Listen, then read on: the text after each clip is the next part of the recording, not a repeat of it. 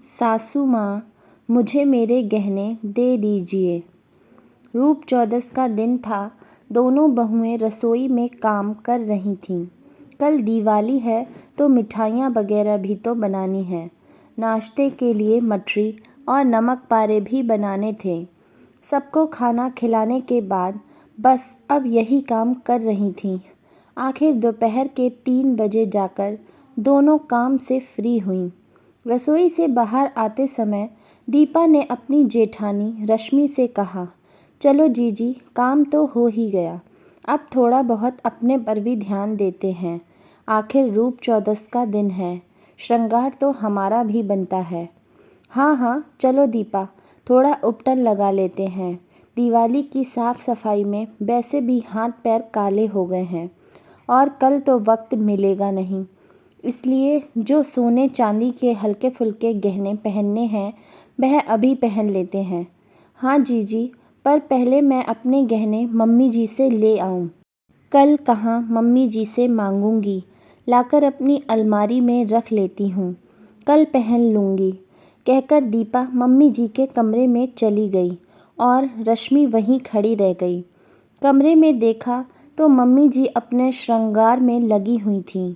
बालों में मेहंदी लगाई, हाथ पैरों में उपटन लगाए बैठी थीं। दीपा को कमरे में देखते ही बोली, क्या हुआ छोटी बहू, क्या चाहिए था? मम्मी जी, मुझे गहने चाहिए थे, कल तो वक्त मिलेगा नहीं, तो सोचा आज ही पहन लूँ। सासू माँ ने दीपा को ऊपर से नीचे की तरफ देखा, फिर कहा, अभी तो मैं उपटन लगाए बैठी हूँ, बाद में देखती हूँ।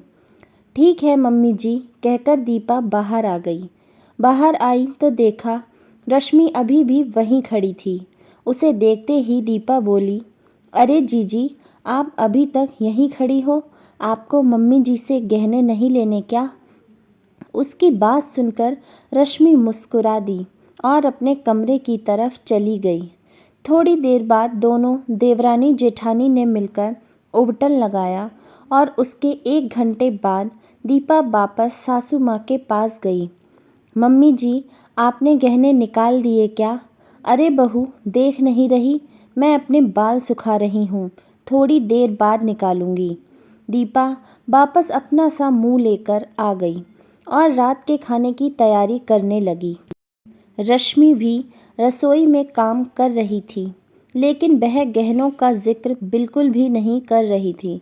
रात का खाना हो जाने के बाद घर के सभी पुरुष बाहर टहलने के लिए निकल गए।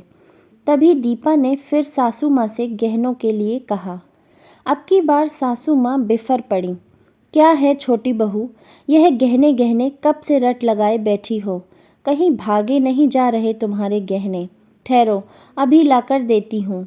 सासू माँ चिल्लाती हुई अपने कमरे में गईं और अलमारी में गहने का बॉक्स उठाकर ले आईं और उसे दीपा को दे दिया। लो पकड़ो अपने गहने। दीपा को सासू माँ का यह व्यवहार बहुत बुरा लगा, पर वह कुछ नहीं बोली, चुपचाप गहनों का बॉक्स लेकर अपने कमरे में चली गई। कमरे में जाकर गहनों का बॉक्स खोला तो उसके होश ही उड़ गए। उस बॉक्स में तो हल्के फुल्के गहने रखे हुए थे, बाकी के गहने गायब थे। पापा का दिया हुआ रानी सेट, सोने के कंगन और ससुराल की तरफ से चढ़ाए गए हार, सेट, चूड़ियाँ सब गायब थे। बस कानों के टॉप्स, पायल, बिछिया जैसी चीज़ें ही रखी हुई थीं। दीपा बॉक्स लेकर वापस सासू माँ के कमरे में गई। मम्मी जी, इसमें तो गहने हैं ही नहीं, क्या बकवास कर रही हो? ठीक से देखो। मम्मी जी, मैंने बॉक्स खोलकर देख लिया, इसमें सचमुच गहने नहीं हैं। सासू माँ ने उसके हाथ से बॉक्स लेकर खोल कर देखा तो देखते ही बोली, यह रखे तो हैं, और क्या चाहिए तुझे?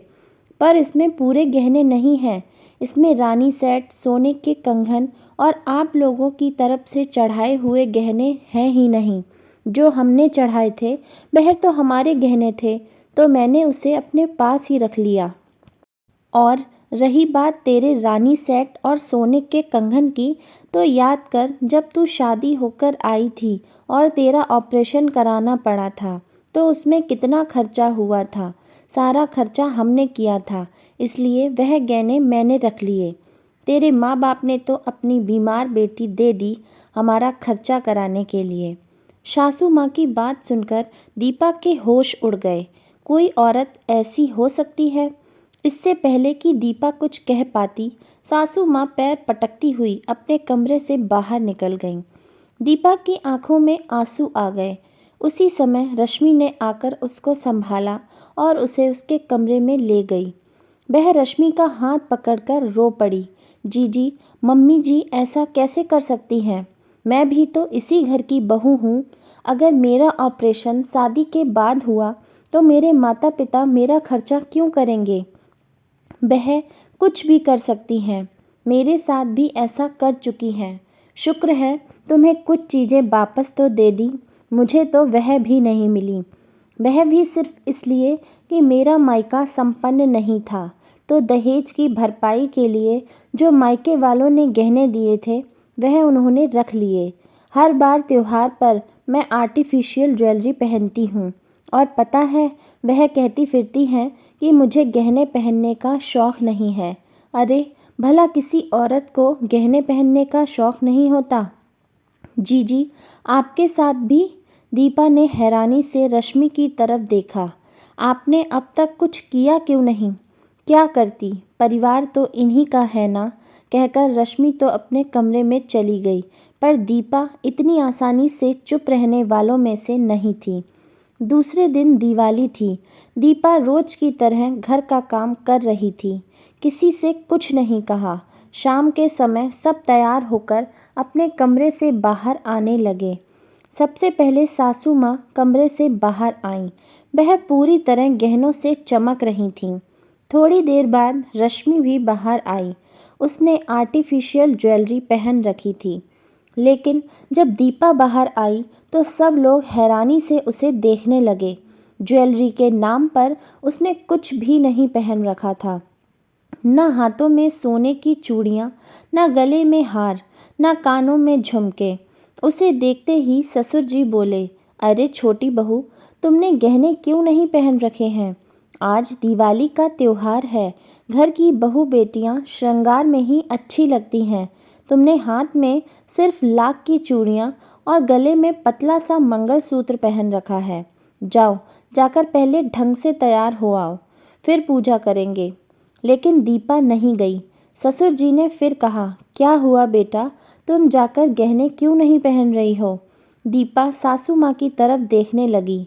सासू माँ से कुछ भी बोलते नहीं बन रहा था, क्योंकि बड़ी बहू तो आर्टिफिशियल ज्वेलरी पहन लेती है तो किसी भी के भी सामने आसानी से कह सकती थी कि उसको सोने के गहने पसंद नहीं, पर छोटी बहू के लिए क्या कहे।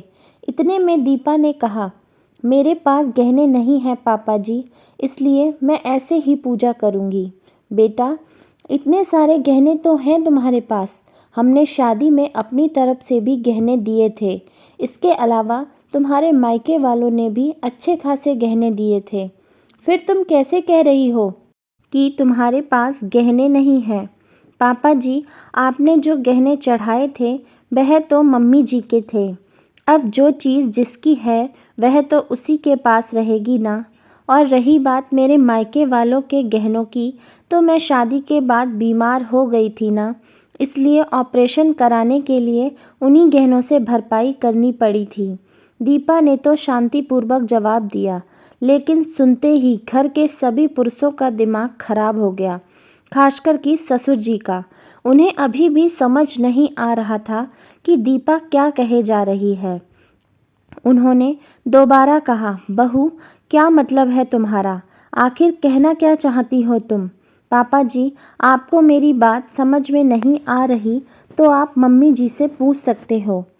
ससुर जी ने गुस्से में सासू माँ की तरफ देखने लगे, लेकिन उससे पहले उन्होंने रश्मि से पूछा, बहू, सच सच बताना, तुम्हें गहने पहनना पसंद नहीं है या तुम्हारी सासू माँ ने तुम्हारे साथ कुछ किया है? रश्मि अपनी नज़रें नीचे किए चुपचाप खड़ी रही। इधर सासू माँ से कुछ बोलते ना बना। देखकर ससुर जी का पारा सातवें आसमान पर चढ़ गया। लगभग चिल्लाते हुए सासू माँ से बोले, बहू के गहने कहाँ हैं? सासू माँ से कुछ बोलते नहीं बन रहा था। शर्म नहीं आती? तुम्हें त्योहार के दिन घर की बहुएं बिना गहनों के घूम रही हैं और तुम यहाँ गहनों से लदी बैठी हो। उनके गहने लेते तुम्हें शर्म नहीं आई? तुम्हारे पास क्या कमी थी? तुम्हारे घर की बहुएं जितनी बार बीमार पड़ेंगी उनकी भरपाई क्या तुम उनके गहनों से करोगी? इससे तो अच्छा है कि बेटे बहुओं को लेकर अलग हो जाएं, फिर गहने पहनकर मनाती रहना अकेले दिवाली। अभी के अभी दोनों बहुओं को उनके गहने लाकर दो। सासू माँ से कुछ कहते ना बना, सीधे अपने कमरे में गईं और अलमारी में से दोनों के गहने निकाल कर ले आईं।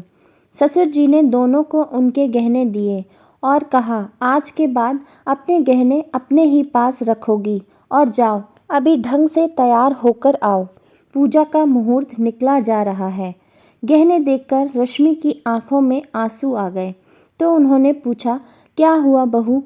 यह मेरी पहली दिवाली होगी पापा जी, जब मैं अपने गहने पहनकर पूजा करूंगी। बेटा, गलत के खिलाफ बोलना चाहिए। अगर तुमने पहले ही हिम्मत कर ली होती तो शायद छोटी बहू को भी यह सब सहन नहीं करना पड़ता। बस मुझे मेरे घर की बहुएं हंसती मुस्कुराती चाहिए। अब समय व्यर्थ मत करो और फटाफट तैयार हो जाओ दोनों। जी पापा जी, बस हम अभी गए और अभी आए, कहकर दीपा और रश्मि दोनों अपने कमरे में हंसती मुस्कुराती चली गईं। यदि कहानी पसंद आई हो तो लाइक करें, शेयर करें और चैनल को सब्सक्राइब करना बिल्कुल भी ना भूलें।